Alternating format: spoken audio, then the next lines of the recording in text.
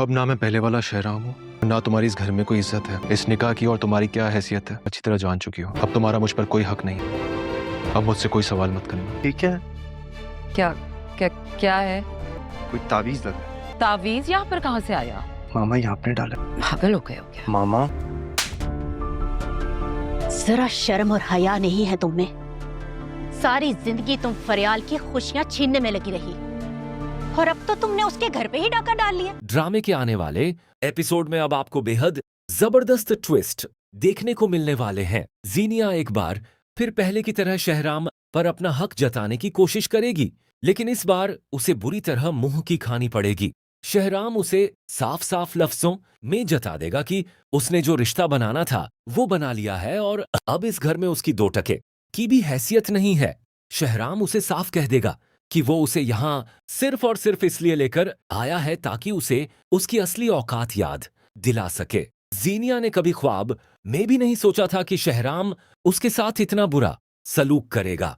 अब इस घर में जीनिया की हालत नौकरों से भी बदतर हो चुकी है।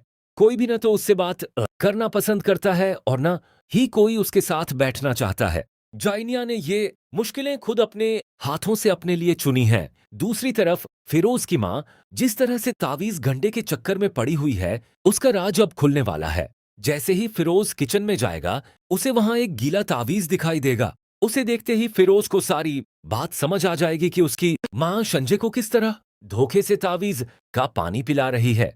वो फौरन अपनी माँ से इस बारे में पूछताछ करेगा, लेकिन उसकी माँ इस बात से साफ मुकर जाएगी। हालांकि फिरोज अब अच्छे से जान चूका है कि यह सब कुछ किया धरा उसकी माँ का ही है।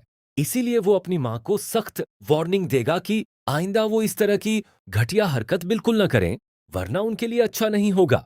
कहानी में सबसे बड़ा धमाका तब होगा जब फरियाल की माँ को मालूम पड़ेगा कि जीनिया शहराम से निकाह करके इस घर में आ चुकी है। वो फौरन गुस्से में वहां पहुंचेगी और जीनिया को अच्छा खासा मजा चखा देगी।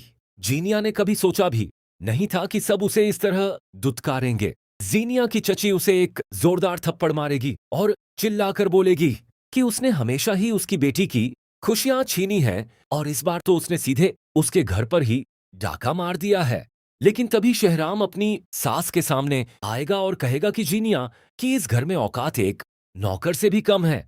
वो अपनी सास को यकीन दिलाएगा कि वो फरियाल को इस घर में अपनी रानी बनाकर रखेगा, जिसकी कल्पना किसी ने नहीं की थी।